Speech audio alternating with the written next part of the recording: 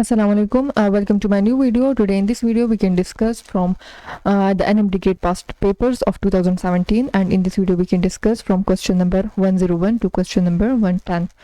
So start from question number 101. The question is, if x component of a vector is under root 3 and y component is 1, then the angle made by the vector along x axis is. Option a है 60 degree, option b है 30 degree, option c है 45 degree and option d है 90 degree. हमारे पास tan theta जो है ये equal होता है y axis divide by x axis. So y component जो है हमारे पास है 1 और x कंपोनेंट है हमारे पास under root 3। So tan theta equal to 1 by under root 3 is,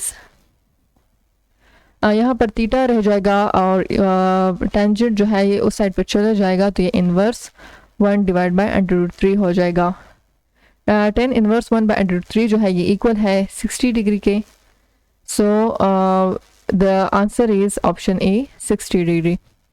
question number 102 is, which compound will undergo substitution reaction faster than benzene?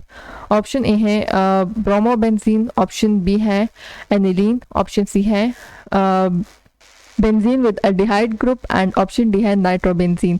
सो वो compound कुछ कंपाउंड ऐसे हैं बेंजीन के जो एक्टिवेटिंग ग्रुप है और कुछ ऐसे हैं जो डीएक्टिवेटिंग है, कुछ ऐसे हैं जो ऑर्थो पैरा डायरेक्टिंग है और कुछ ऐसे हैं जो मेटा डायरेक्टिंग है।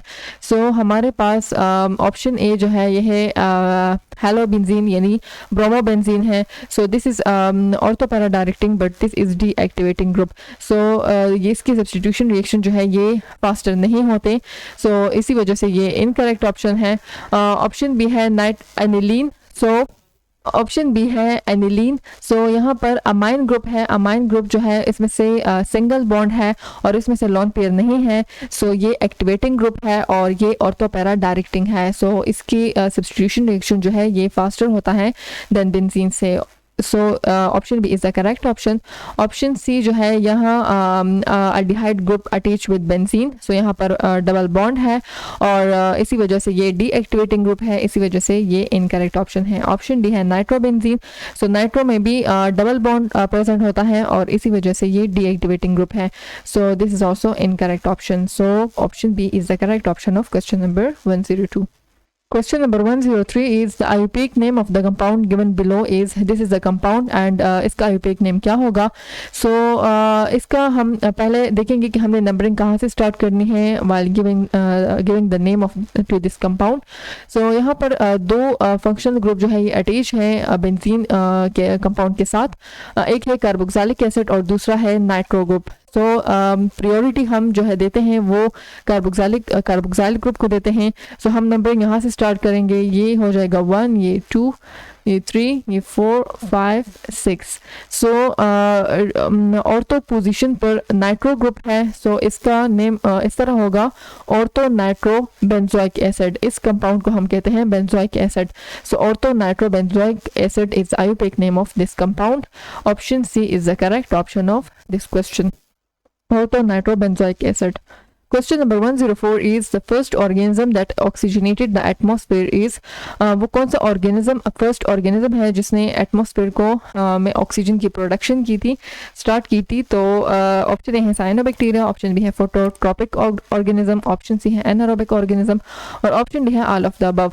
So option A is the correct option. Cyanobacteria was the first organism that produce oxygen in the atmosphere and this is the organism due to which the eukaryotes evolved.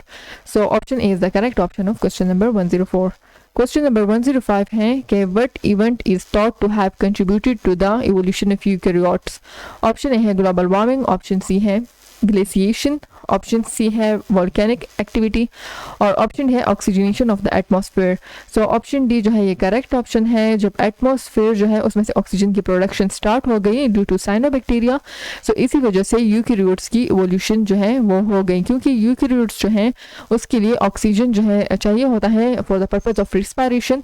सो जब atmosphere oxygenated हो गई, सो eukaryotes की requirement जो है ये fulfil हो गया और उसकी वजह से eukaryotes eukaryotes evolved from prokaryotes.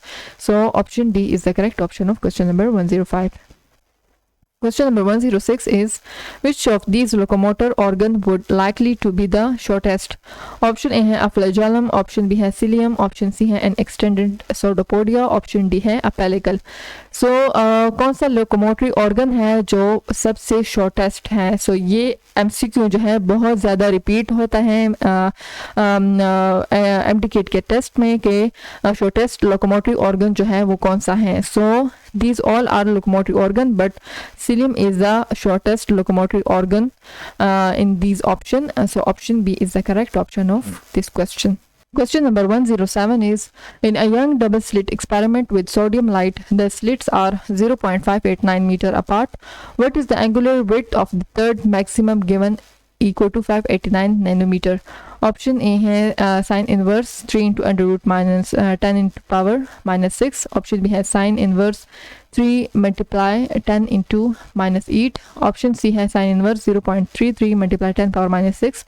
और option D है sin inverse 0.33 multiply 10 power minus 8. So young double slit experiment के लिए एक formula है D sin theta is equal to m lambda. सो हमने थीटा को फाइंड करना है. हम साइन थीटा को एक साइड पर कर लेंगे, m lambda divide by d. m है हमारे पास 3 because this is the third maximum angular width of the third maximum. So 3 multiply lambda है हमारे पास 589 multiply 10 power minus 9 nano is equal to 10 power minus 9. और d है हमारे पास 0.589 meter. So this will be equal to 3 multiply 10 power minus 6. ये हो जाएगा sine theta की इक्वल. थीटा हो जाएगा sine inverse into 3 multiplied 10 power minus 6 की. So this is the answer. Option A is the correct option of this question. Question number 108 है, which of the following cannot be polarized? कौन सा wave या raise है जो polarised नहीं होते? Option a है रेडियो वेव्स, ऑप्शन बी है अल्ट्रावायलेट रेज, ऑप्शन सी है एक्सरे, ऑप्शन डी है अल्ट्रासोनिक वेव्स. सो ट्रांसवर्स वेव्स, जितने भी ट्रांसवर्स वेव्स हैं वो पोलराइज्ड होते हैं, उनकी पोलराइजेशन होती है. और जितने भी लॉन्गिट्यूडनल वेव्स हैं उनकी पोलराइजेशन नहीं होती. They can not be polarized. So इसमें से रेडियो वेव्स जो हैं ये है transverse waves, they can be polarized. Ultraviolet rays can also be polarized, X-ray can also be polarized, and ultrasonic waves can not be polarized. So option D is the correct option. Ultrasonic waves can not be polarized because these are longitudinal waves. So option D is the correct option of question number 108. Question number 109 is, when a ray of light enter a glass slit from air, option A its wavelength decreases, option B its wavelength increases, option C its frequency increases, option D its frequency decreases. So जब light enter होती है from denser to lighter medium, so उसकी frequency same होगी but उसके wavelength में decrease आएगा and they can slow down. सो जब light enter होती है from denser to lighter medium, इसकी फ्रिक्वेंसी सेम होगी, वेवलेंथ जो है ये डिक्रीज होगा और वो रे जो है वो लाइट की जो रे है वो स्लो डाउन हो जाएगी.